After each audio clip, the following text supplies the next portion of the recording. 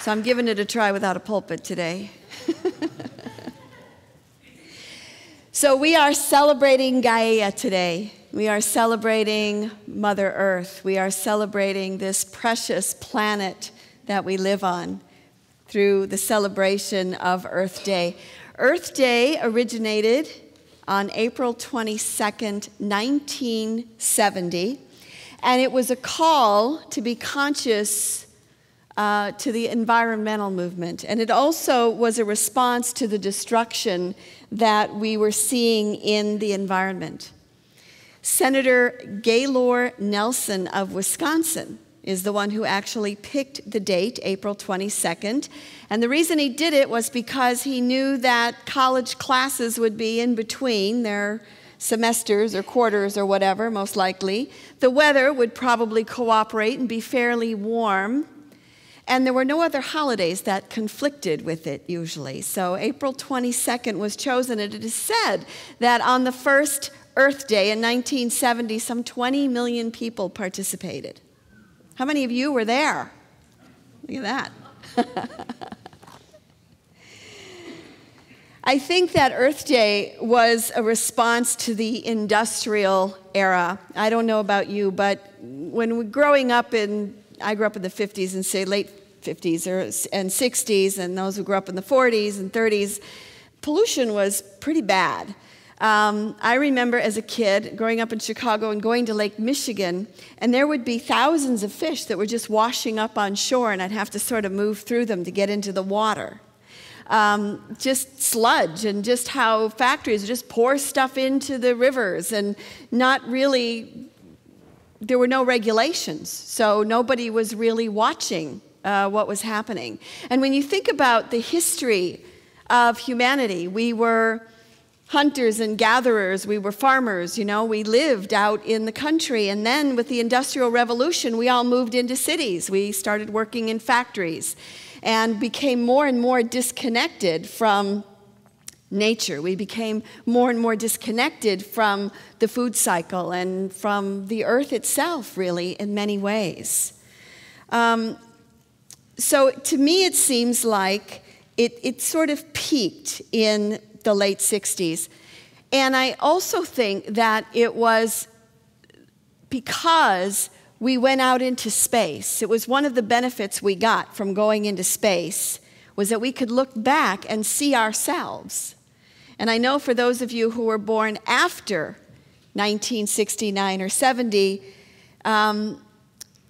I don't know that you can grasp what it was like for the first time for us who were here to see the planet for the first time.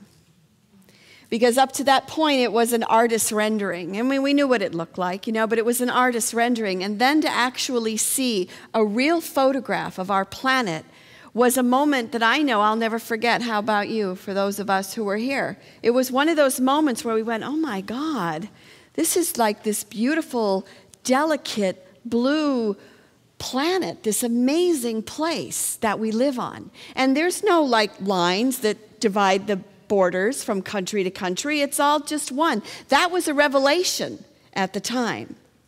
So I think that Earth Day came also from that experience, a beginning to see what came out. We were beginning to see who we were.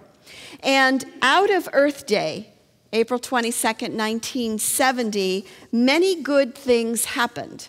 For instance, the Endangered Species Act was created, the Clean Air Act, the Safe Drinking Water Act, and dozens of other landmark pieces of legislation were passed. So what I think about now, because I know, you know, we're in a crisis now, but imagine where we'd be right now if we hadn't even started some of the things that we started back then in 1970. There was like all of a sudden there was an awakening in humanity of, you know, we kind of got to take care of this planet. We're like affecting it. You know, I don't believe that we were as conscious of that. You know, the truth is that we are of the earth. We're also of spirit and sky, but we are of the earth. We are clay. We are ashes to ashes and dust to dust. I say it at every memorial and every funeral that I conduct. And how many of us have held the ashes of a loved one and scattered the ashes of a loved one? How many have touched their loved one's ashes? And how odd is that? How strange is that to go, wait a minute, how did this person end up in this little box and their ashes now? But that's who we are. Or how many of us have, buried our loved ones in the earth, or buried our pets in the earth. My cat, Reno, was sick and died about 5 or 6 years ago, and I was with him when he died. And then we buried him in the backyard and dug this hole and put him in there. And then as we were covering it up, it just felt so complete. It felt so holy that he came from the earth, and we were putting him back in the earth. And it's true of our kitties and our dogs and you and me and everybody we love, birds and fish, all of us, we come from the earth and we go back into it. It's the cycle of life. And because we are of the earth, I believe that we have this incredible ability and this power. We're like, the brain of the earth, if you will, in some ways. We're imaginative, we're insightful, we have the power to bless one another, we have insight, we have genius. And so whatever faces us at whatever different time, I believe that within us, as community, collectively, we have the answers. So I want to speak a bit about the power of blessing. What is blessing? Blessing is that ability for me to wish the best upon you, to give all that I have to you so that I can support you in your dreams, in your wishes. When we bless one another, we're seeing the best. Unity would call it, we're beholding the Christ. We're calling that goodness forth. And last week, I was in Sarasota, Florida. My niece got married. And I have a very small family. It's basically my brother and I and the kids, and I have one niece. And what I noticed at the wedding was that my brother and I are now the elders. That my parents have died, my grandparents have long since died, and we are now the elders. How many of you here are elders right now in your families? And what I also noticed was there's great power in being the elder. There's great power in that ability to bless. And so I conducted the ceremony for my niece, and I recognized that as I was doing it, I was getting to bless her. I was getting to bless her and her new husband, and I was getting to bless the family.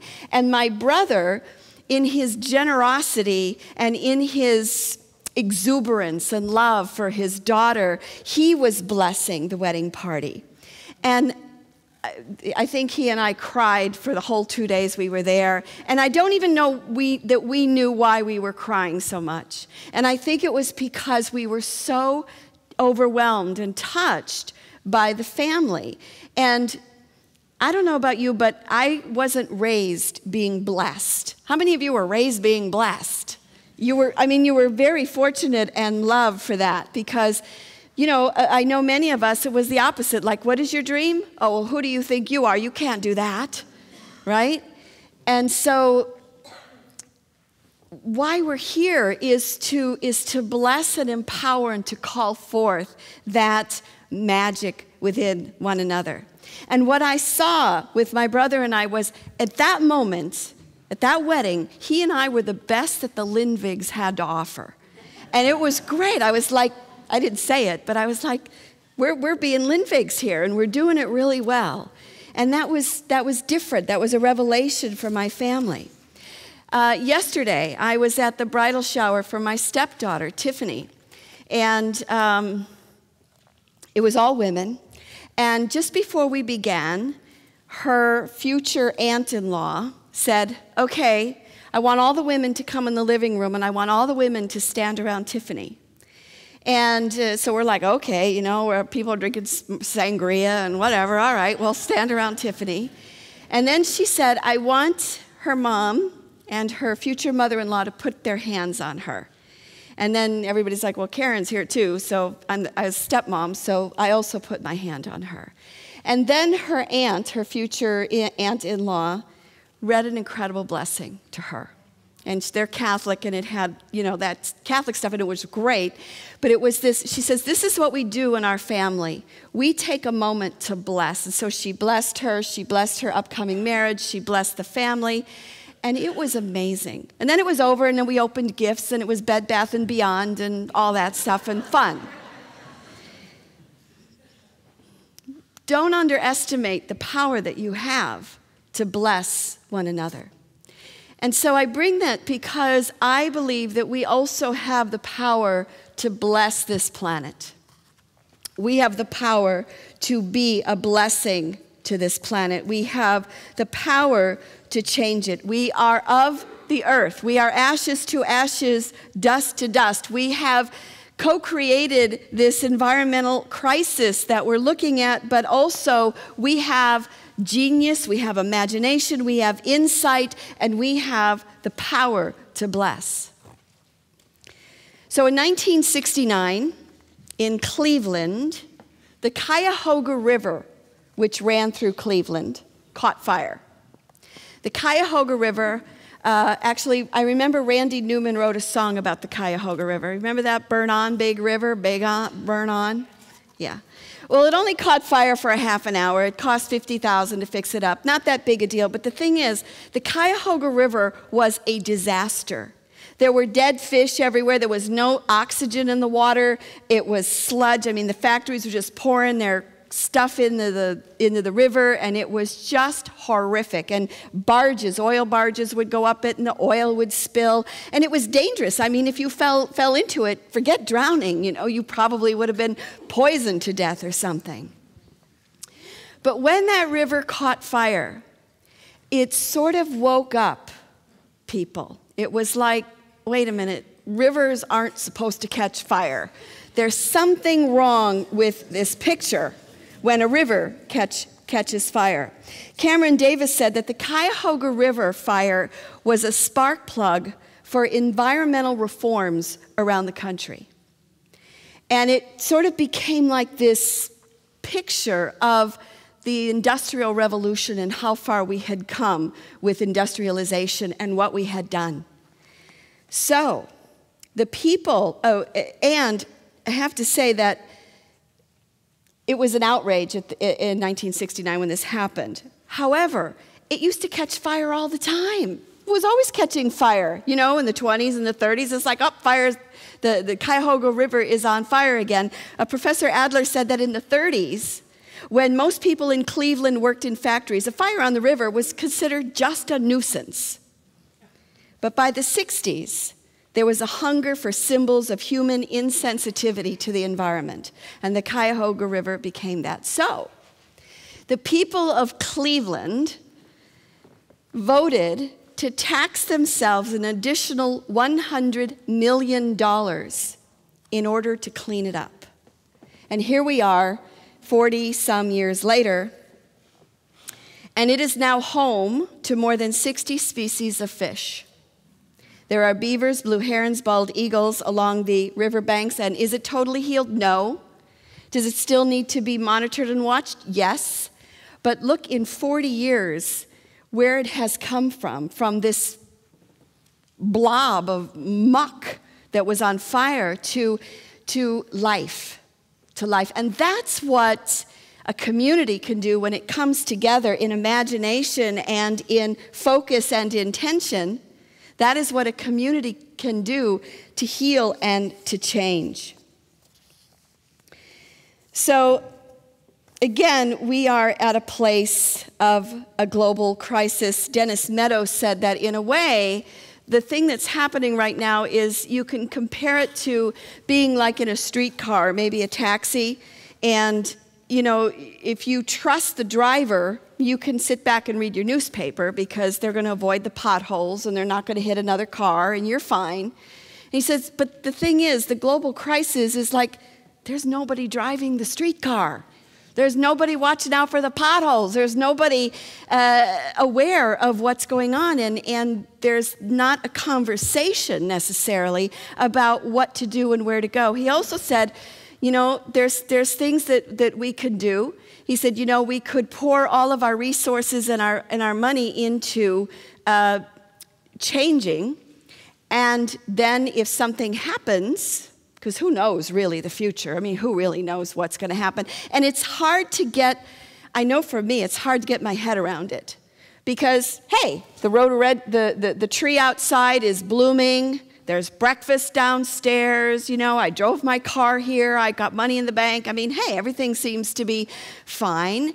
And yet I think we're being called to use our imaginations to go forward and go, well, what are the scientists and what are the things that are happening in the world that are telling us that it's not so fine?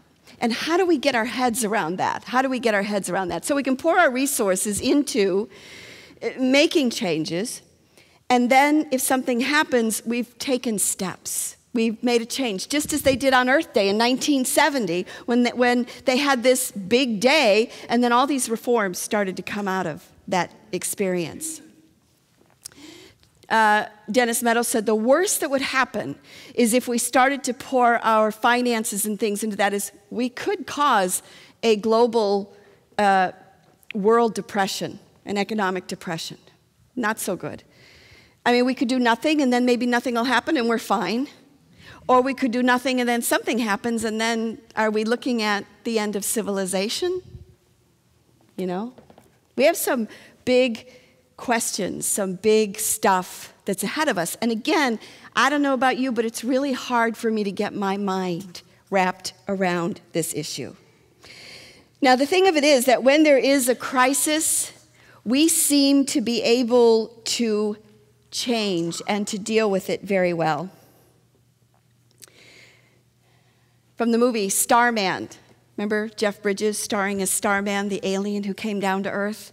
And one of the things that he says is, do you know what I find most beautiful about you?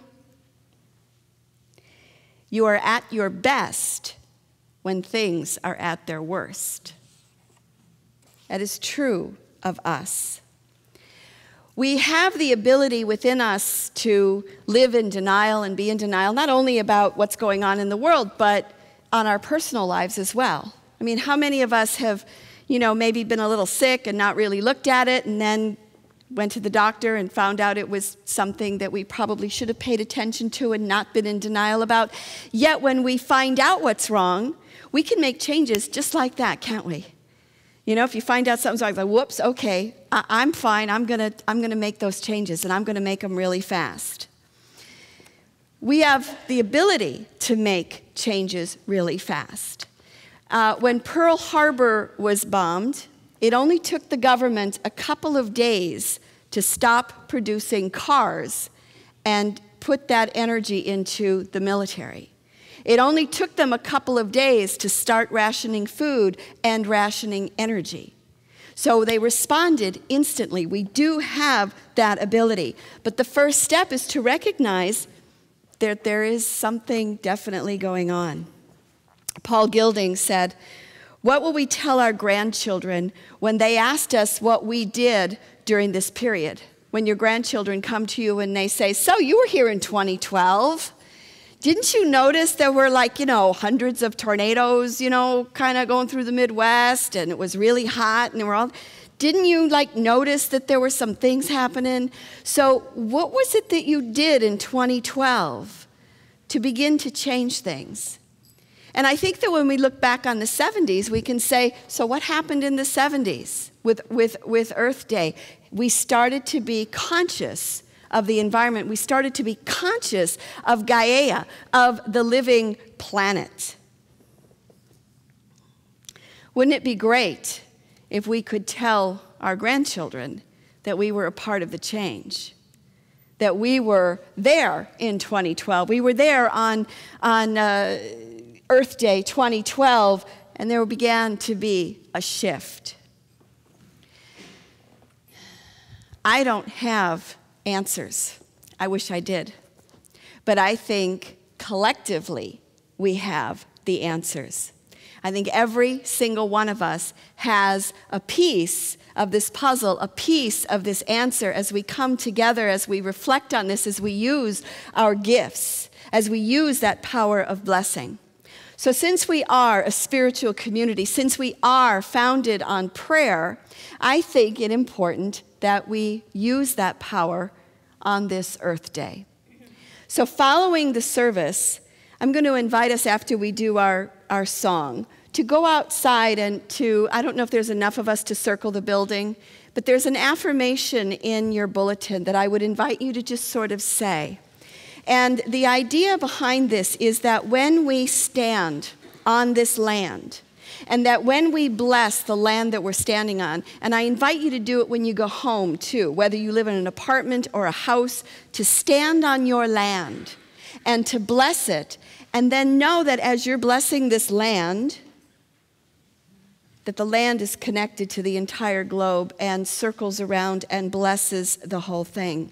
I'm going to invite you, after we go around the building, to come back downstairs, because Cheryl and the Earth Care Ministry have put together and worked very hard on a skit about Earth Day that they want to present. And there will be some coffee and tea and food down there as well.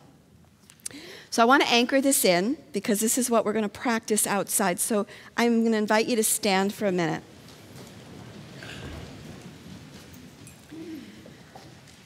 So I invite you to take a deep breath and just close your eyes if you're comfortable doing that. And I'm going to invite you to be aware of your feet. Wiggle your toes, just kind of move back and forth a little bit. Just feel the earth, feel the floor under your feet. And now I invite you to be conscious of your heart and love and your heart beating. And imagine, if you will, the love that you are is moving in and through your body, and it's coming out down through the bottoms of your feet and into the earth. Through the spirit of love in me, this land is blessed. Affirm that with me. Through the spirit of love in me, this land is blessed. May all who abide here live in peace. May all who abide here live in peace. And just imagine, in silence, feeling your feet connected to the floor, the love pouring through your feet into the ground. And imagine that this piece of real estate that you're standing on is connected to the entire globe. And so see that love from your feet moving all around the earth. And we say, thank you, Gaia. Thank you, Mother Earth. Amen. You may be seated.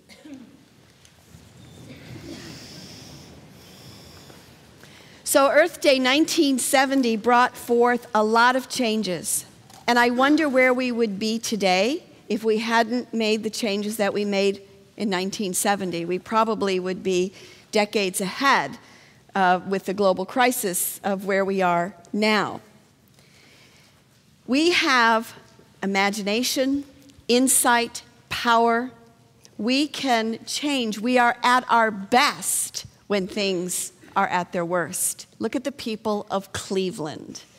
They freely voted to tax themselves $100 million additional dollars, and 40 years later, the river has come back to life. The birds have come back to dwell. So we too have that ability. And every single one of us is needed.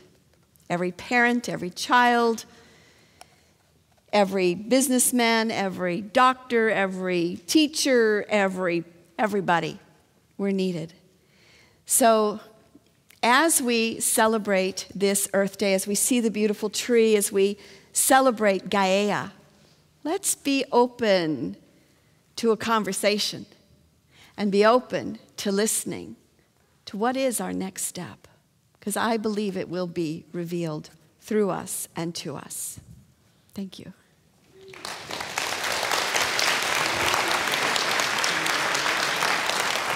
Do you want that?